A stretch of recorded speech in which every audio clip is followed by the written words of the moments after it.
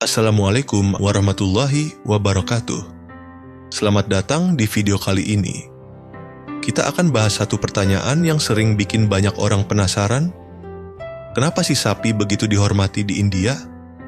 Kenapa hewan ini sampai bisa berjalan bebas di jalanan, dibiarkan makan di mana saja, bahkan diperlakukan seperti makhluk suci?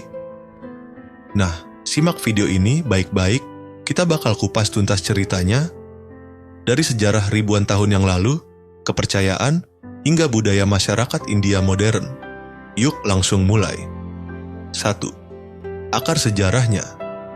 Untuk memahami kenapa sapi begitu dihormati, kita perlu balik ke sekitar 4.000 tahun yang lalu, ke masa peradaban lembah Sungai Indus. Waktu itu, sapi adalah hewan yang sangat penting. Mereka bukan cuma sumber makanan, tapi juga sumber tenaga untuk membajak sawah, mengangkut barang, dan membantu kehidupan sehari-hari. Bisa dibilang, di masa itu, kalau kamu punya sapi, kamu dianggap kaya. Sapi adalah aset bergerak yang sangat berharga. Ketika agama-agama kuno seperti Hindu mulai berkembang, penghormatan terhadap sapi yang sebelumnya bersifat praktis, perlahan mulai berubah jadi sesuatu yang lebih spiritual. 2. Hubungan dengan kepercayaan Hindu. Dalam agama Hindu, ada konsep yang disebut ahimsa, yang artinya tidak menyakiti makhluk hidup. Sapi, yang dikenal sebagai hewan lembut dan tidak agresif sama sekali, dianggap sebagai simbol dari prinsip ini. Selain itu, banyak kisah dalam kitab suci Hindu yang menggambarkan sapi sebagai hewan yang diberkahi. Contohnya, ada tokoh bernama Kamadhenu, sapi surgawi yang konon dapat mengabulkan keinginan. Kamadhenu dianggap sebagai ibu dari semua sapi dan melambangkan sumber rezeki serta kemakmuran. Sapi juga dikaitkan dengan banyak dewa Hindu, terutama Dewa Krishna, yang sejak kecil digambarkan sebagai penggembala sapi. Karena hubungan inilah, rasa hormat terhadap sapi makin kuat dari generasi ke generasi. 3. Kenapa sapi punya status ibu? Banyak masyarakat India menyebut sapi sebagai Gaumata, yang berarti ibu sapi. Kenapa ibu? Karena sapi dianggap memberi kehidupan. Ia memberi susu, yang kemudian bisa diolah menjadi yogurt, mentega, keju, dan banyak produk lain yang sangat penting bagi budaya India. Bagi masyarakat tradisional, susu bukan cuma makanan, tapi bagian dari ritual keagamaan, upacara, bahkan pengobatan tradisional. Karena kontribusi inilah, sapi dianggap seperti sosok ibu, memberi banyak, tidak meminta apa-apa. Dan kalau sapi adalah ibu, maka menyakitinya dianggap sama saja dengan menyakiti keluarga sendiri. 4. Peran ekonomi yang besar.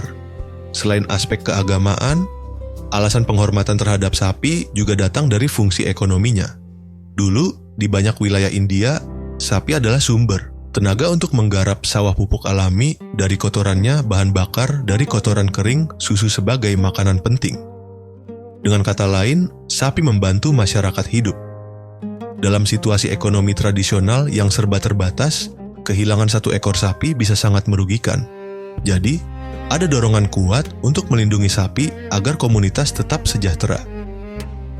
Lama-kelamaan, perlindungan ini bukan lagi sekadar ekonomi, tapi berubah menjadi norma sosial dan keyakinan spiritual. 5. Kenapa sapi tidak dimakan? Ini pertanyaan besar berikutnya. Kalau sapi begitu penting, bukankah lebih masuk akal untuk memakannya saat ada kebutuhan? Jawabannya balik lagi ke gabungan antara nilai spiritual dan nilai ekonomi. Dalam budaya kuno India, memakan sapi justru dianggap merugikan. Kenapa? Karena kamu kehilangan sumber susu, tenaga kerja, dan pupuk. Ibaratnya, memakan sapi sama saja seperti merusak masa depan ekonomi keluarga. Ketika nilai-nilai ini bercampur dengan ajaran religius, muncul larangan-larangan untuk tidak memakan sapi. Dan larangan ini bertahan sampai sekarang, bahkan di beberapa daerah India, hukum negara melarang penyembelihan sapi. 6. Sapi di masyarakat India modern. Kalau kamu pergi ke India hari ini, kamu akan melihat sapi berkeliaran di jalanan, bahkan di kota-kota besar seperti Delhi atau Mumbai.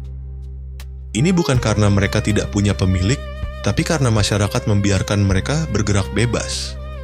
Di beberapa daerah, memberi makan sapi dianggap perbuatan baik yang bisa membawa keberuntungan.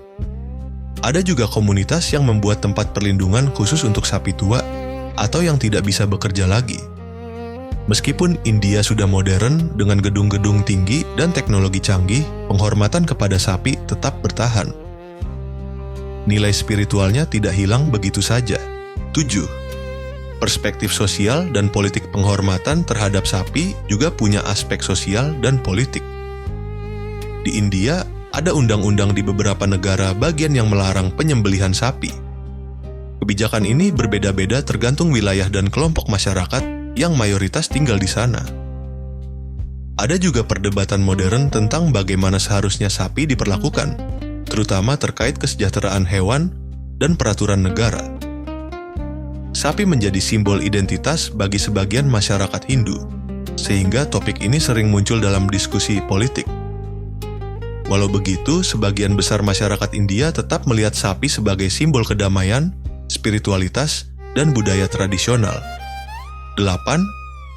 Sapi sebagai simbol non-kekerasan. Inti dari semuanya adalah bahwa sapi telah menjadi salah satu simbol paling kuat dari non-kekerasan, kesucian, dan kesederhanaan dalam budaya India.